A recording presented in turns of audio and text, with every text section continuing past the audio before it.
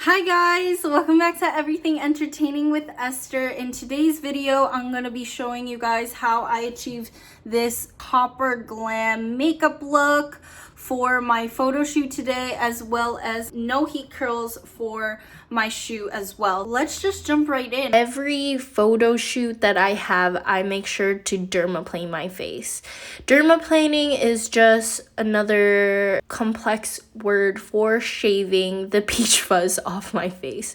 So we're gonna use this aloe vera jelly. The jelly is going to act as a shaving base to help protect the skin as you go in with your little dermaplaning tool. You're gonna start with small strokes by the side of your face. Just make sure you obviously don't cut off parts of your hairline that you don't want to. Make sure to get the small peach fuzz under your eyes. I have some like pretty much all over my forehead and near my eyes. It's very interesting, but some people might not have as much, so it really is just dependent on how much peach fuzz you have. If you want to skip this step, that's completely fine as well.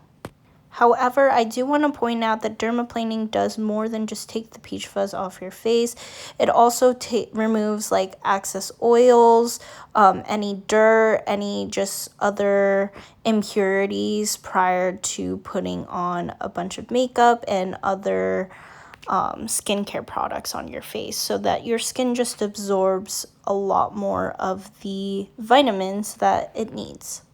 Another helpful tip for any photo shoot you have coming up is whitening your teeth. Although there are a lot of other more effective ways to whiten your teeth today, I found that the Crest whitening strips aren't so harsh on my teeth, so I'm gonna use these. I'm kind of just making sure they're placed among the grooves of my teeth, and you want to keep them in for 30 minutes total.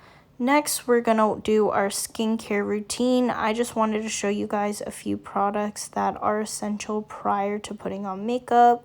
Any serums, sunscreen, moisturizers. You want to do the whole routine before you start putting your makeup on. Essential to any makeup for photo shoots, you want to make sure your makeup is staying on for the whole shoot and it's staying matte, not oily or dewy on your skin, because the photos pick up a lot of shine as is, and the last thing you want is your face to look oily. So I'm grabbing the 24-hour Becca Cosmetics complexion longwear primer. I think this is like a complexion primer, and then the Milk Hydro Grip primer, and letting it sit for a minute or two while I have this oatmeal. So next we're going to color correct our face. I found that the number one problem for me is redness. I don't really have dark circles under my eyes like that, so we're simply using this Pro Green Concealer to get rid of the redness around my face. And I used it pretty much all over to prevent any redness being shown throughout the shoot, as when I get hot, when I get anxious, I typically do get red.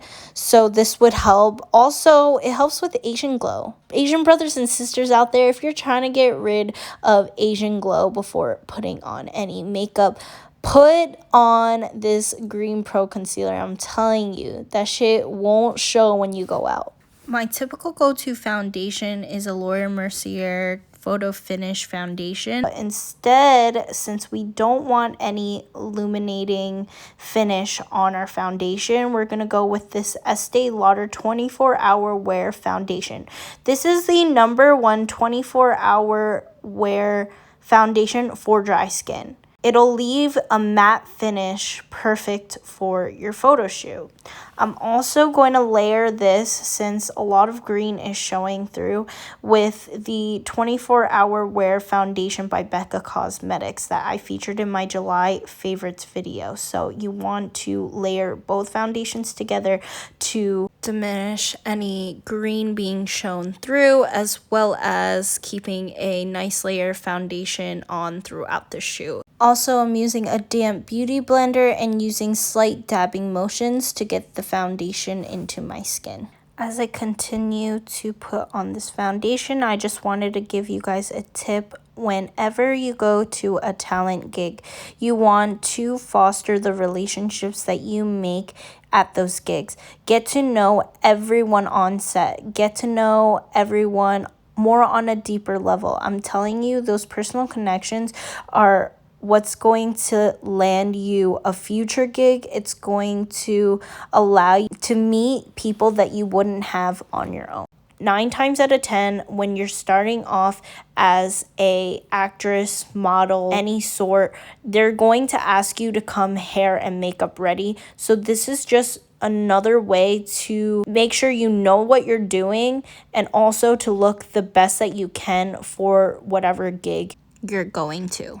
So I just want to be clear that casting call makeup is very different from photo shoot type makeup.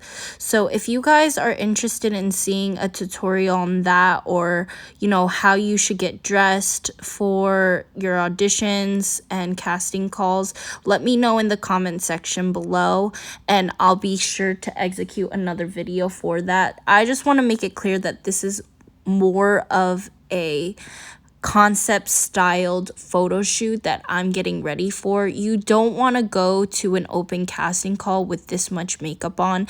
You want to keep it as natural as possible, and I can do a separate video showing exactly that. So for the rest of this video, I'm going to voice over tips and show you guys step-by-step instructions on the actual video itself. I just wanted to mention the first thing that I did when I was first starting off as a model and actress was collab with local photographers in the area in order to develop my portfolio, to then get those quality photos to casting directors and to others in the industry interested in working with me. I did that by reaching out through Instagram, looking at ad posts that specifically targeted people like me who don't have much experience and wanted to get quality photos in exchange for modeling itself.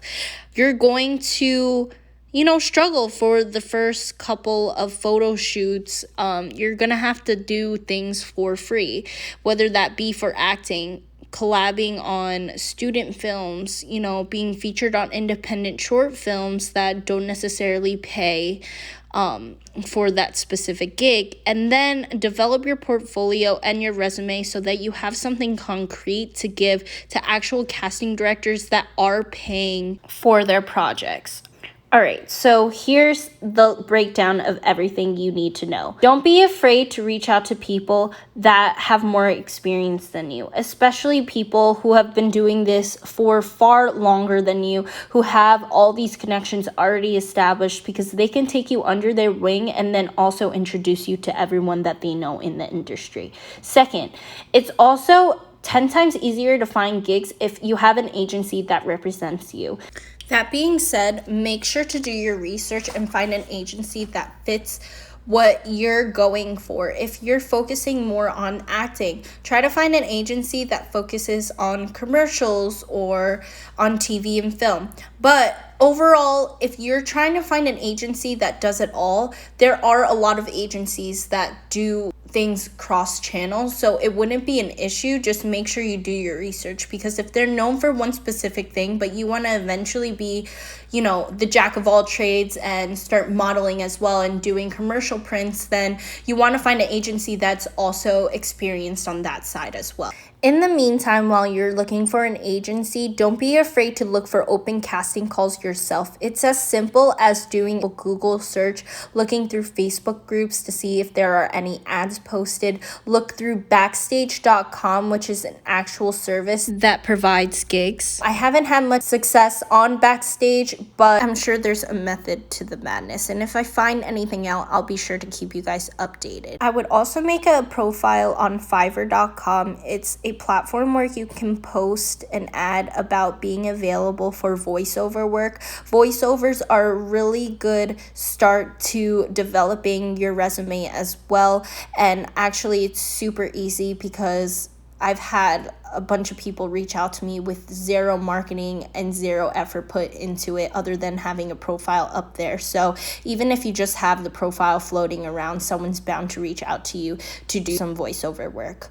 You can also be featured as an extra on some films and also audition and send applications for any game shows. Get used to hearing no a lot. Get used to getting rejected, getting sent an email saying you didn't get the role, because it's a cutthroat industry. But don't be discouraged, because all you have to do is believe in yourself and have confidence that you're gonna land a big role eventually. Last but not least, I'm gonna give you guys a list of things that you need in order to be prepared for any type of gig, and something that you want to keep in the back trunk of your car or within like a bag that you always bring to your gigs. All right, so starting off, we have sticky boobs. So bras that are either strapless, also backless, and maybe even just the nip covers. Heels in both nude and black. Pantyhose that are also nude and black, seamless panties or G-string type underwear, travel size hair and makeup products, as well as little bags to hold them in, a mask nowadays, including your ID, camis in black, white, and nude, just to put under certain garments that might be see-through. And last but not least, your phone charger or any electronics to ensure that your shit doesn't die. So this is the finished look, guys. Yeah, a lot of work, different steps, products. It takes a lot to get makeup and hair ready. Thank God for this photo shoot. They're providing outfits. So I kind of just had to fit the Kim K date look, neutral glam hair and makeup. So this is what I did. As for hair, I literally just kept my hair a little damp. What I did was I twisted it like such, and I literally just twisted it like this, and I kept it in a bun overnight. Don't forget to like this video, press that notification bell, subscribe if you haven't already, so you never miss another entertaining moment with me again.